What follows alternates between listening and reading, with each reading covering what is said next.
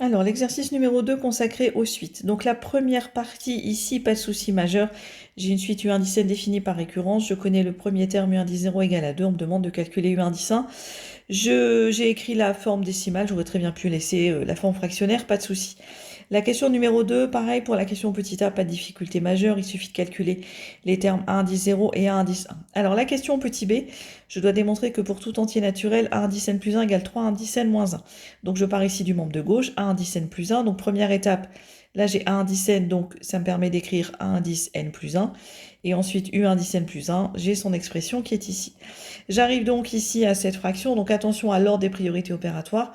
Je réduis d'abord le dénominateur en mettant au même dénominateur. Donc, ici, UN plus 2, UN plus 2. Là, ensuite, j'ai, voilà, donc 2 UN moins UN, ça me donne directement UN, plus 1 moins 2, ça me donne moins 1. Et là, divisé par une fraction, on revient à multiplier par l'inverse. J'ai donc ici les deux termes UN plus 2 au numérateur et au dénominateur que je peux supprimer. Et donc, j'obtiens cette expression, qui n'est pas celle que je voulais, puisque moi, je voulais aboutir à 3an-1. Donc, dans ces cas-là, c'est pas grave, on raisonne en deux parties. Je vais maintenant réduire l'expression de 3an-1, donc sur le même principe. Je remplace an par son expression, je réduis, donc ici j'ai multiplié par 3 simplement, je réduis au même dénominateur et j'obtiens exactement la même expression, donc mon égalité est vraie. Alors la relation par récurrence maintenant. Alors d'abord attention, on me dit bien que c'est pour tout entier naturel n supérieur ou égal à 1, donc votre initialisation, eh bien c'est bien P1, donc c'est A1 égale à 5, je calcule 3 fois 1 moins 1, j'obtiens 2, donc P1 est vrai. Alors l'hérédité. Vous posez d'abord votre hypothèse d'hérédité. Donc là, c'est A indice K supérieur ou égal à 3K moins 1, où K est un entier naturel supérieur ou égal à 1. Et je veux montrer que PK plus 1 est vrai. Donc AK plus 1, ça donne 3 facteurs de K plus 1. N'oubliez pas les parenthèses, surtout moins 1. On développe, ça me donne 3K. 3 fois 1, 3 moins 1, ça donne 2. Donc je dois arriver à ça. Je pars de mon hypothèse d'hérédité. Ou l'hypothèse de récurrence d'ailleurs, désolé, ça aurait été mieux dit. Donc AK plus grand que 3K moins 1. Et là, regardez ici. Pour passer de AK à AK plus 1, pardon, j'y reviens, mon expression est là. Donc en fait, je dois multiplier par, par 3. Ici, pardon, je vais y arriver. Donc je multiplie par 3 et je soustrais 1. Donc ici, je pars de mon hypothèse de récurrence, je multiplie par 3 les deux membres. Je précise que mon inégalité conserve le même sens parce que j'ai multiplié par un nombre positif. Puis je soustrais 1 des deux côtés. Donc là, 3A indice K moins 1, j'obtiens mon AK plus 1.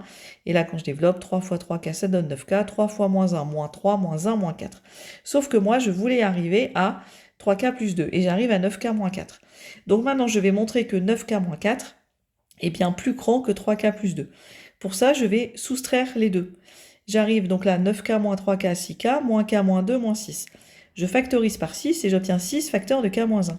Sauf que K est un entier naturel supérieur ou égal à 1. Donc K moins 1 est positif, 6 est positif, ça c'est naturel. Et donc ici, 6 facteurs de K moins 1, il est positif.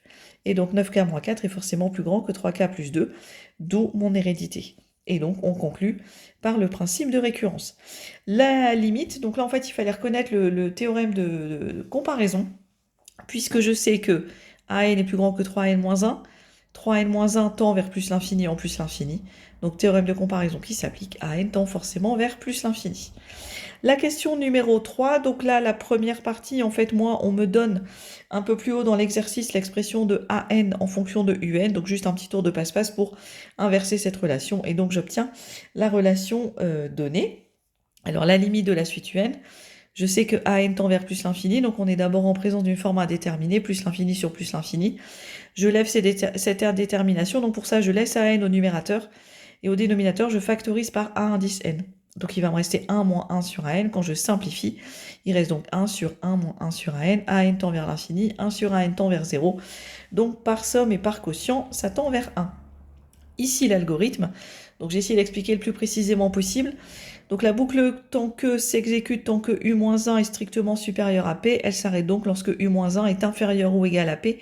Et en fait, 1, ici, c'est la limite de la suite. Donc ça renvoie l'indice et la valeur du premier terme. Alors U, on reconnaît le terme de la suite, N, c'est son indice. Donc ça renvoie l'indice et la valeur du premier terme de la suite tel que U-1 soit inférieur ou égal à P. Comme 1, c'est la limite, autrement dit, c'est l'écart entre le terme et sa limite qui doit être inférieur à P. Alors, si P égale à 0,001, je me suis servi en fait du menu suite de la calculatrice, la boucle s'exécute tant que U-1 est supérieur ou égal à 0,001. c'est-à-dire tant que U, j'ai passé le moins 1 de l'autre côté, soit plus grand que 1,001. La boucle va donc s'arrêter, et donc là, pardon, je rajoute, j'ai oublié le inférieur ou égal, elle va donc s'arrêter lorsque U sera inférieur ou égal à 1,001. Et donc ici, pour l'indice 5, le terme est à peu près égal à 1,003 si j'arrondis. Pour 6, on est bien ici inférieur ou égal à 1,001.